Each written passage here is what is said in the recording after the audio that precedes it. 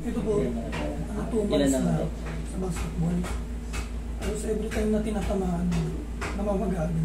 Ganito yan. Ibig sabihin yan, 9? maaaring Ayun ba? yan, maaaring may crack yung mga nagka-crack yung cartilage mo dyan. Siguro nakurbo ka before. Ngayon hindi pa siya nakakatotal, hindi pa siya totally nag-heal. Siyempre, napipilit na ka, may laro, naglalaro ka, natatabig, namamagana naman. Kasi kung meron yung fracture talaga na malaki, hindi mo mailalaro yan. Malamang yung ano lang yan, mga chip fracture sa cartilage. Sa kurbo, sa lakas ng impact. Yung puting buto, yun ang nagda-damage. Pati nga. Nakalobo pa yun. Magapa nga yun. Ito. Pag ginanito ka, idol, masakit. Masakit. Pag ganito bangat, masakit din. Okay. Tignan natin kung mababawasan kasi konting ano lang. Tignan natin kung ma-adjust natin ng maayos. Kasi namamaga siya. Oh. Hindi mo tinry pa x-ray. Hindi ko. Kurbo-kurbo lang talaga ito. Ano Parang nangyari normal siya? na, parang ganun po eh. Sublok, ingat yan. Paano? Magkaiba yung pumasok ang kamay ha? Kaysa sa ganun. Braso yung ano eh. Pag ganun kasi, Baka sa kamay ko mapu... nakaganto. May yung sa ganito kasing ano, insidente, yung pag ganyan, maaaring mapunit yung mga ano mo, mga ligaments mo or mga tendons dyan. Maaaring mapunit. Pero pag ganito, yung impact ng ganito, yan, tumama sa bola o tumama sa buto. Yun yung sasabi ko sa mga cartilage yung mababanatan nun.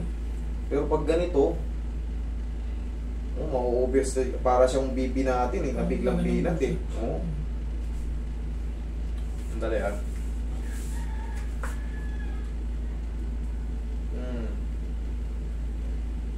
Mauusog din. Pero mas lamang yung ano dyan, idol, mas lamang yung ano. Tapos natatabik pa, mas lamang yung pagkapunit. Kasi para siyang BP kakain eh. Hindi yung sargong... Kaya ang tagal na. Lagyan mo to ng ano, is pagsama mo muna to. Nakikita mo sa mga ibang player, di ba? Nilalagyan ng tape. Kung ito weak, isama mo to yung mas malakas para hindi na siya palagi konting ganun. Katulad yan, konting ganun, no? O, aray ka kaagad. Nung ano po, dalawa sila eh. Yung masakit nun eh. Pero ngayon, nawala itong gitna. Ito hanggang ngayon. O, isama mo to minsan pag ano, pag may laro ka.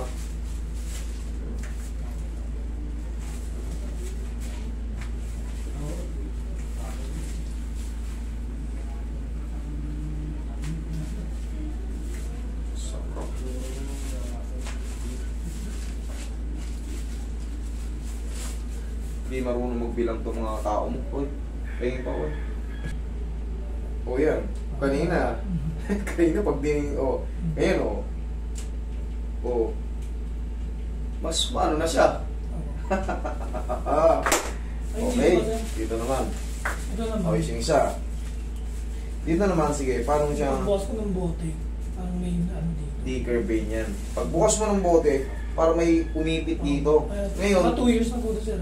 pag nag-doorknob ka yan, o kaya nagbuhat ka ng alanganing plato, may laman pa ganyan. Subukan mong gumanon. Masakit? Hindi. Paano siya masakit? Anong position? Yan po, ganyan lang siya. Tapos nararamdaman ko dito may... Tension na, may tension na. Kahit ganyan lang. Wala pang puwersa pag... Kumbaga, yan lang. May tension na kagad dito. Pag ginanito ka, idol. Wala. Pag ganito. Pag ganito. Kasi naglalaro po minsan. Minsan naglalak siya ngayon. Naglalak? Okay. Hindi siya pangkaraniwan. Ang dicker vein kasi, once na may ginanon ka, kanya may sinususi ka, ang sakit dito. Nangyari na sa akin. Pero sa'yo, ganito lang. Pag nakaganyan, masakit na yan. Naglalak siya minsan. Tignan ko nga.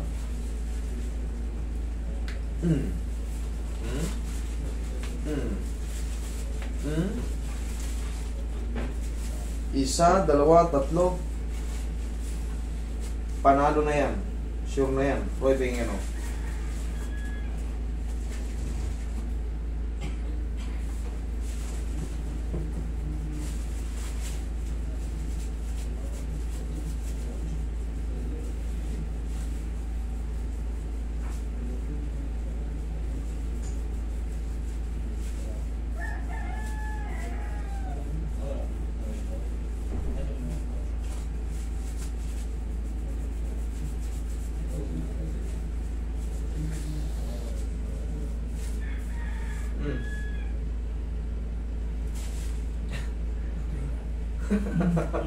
Okay? Ayos. Oh, huwag ka lang magbasa. Huwag mo lang basahin ngayon. Okay? Thank you.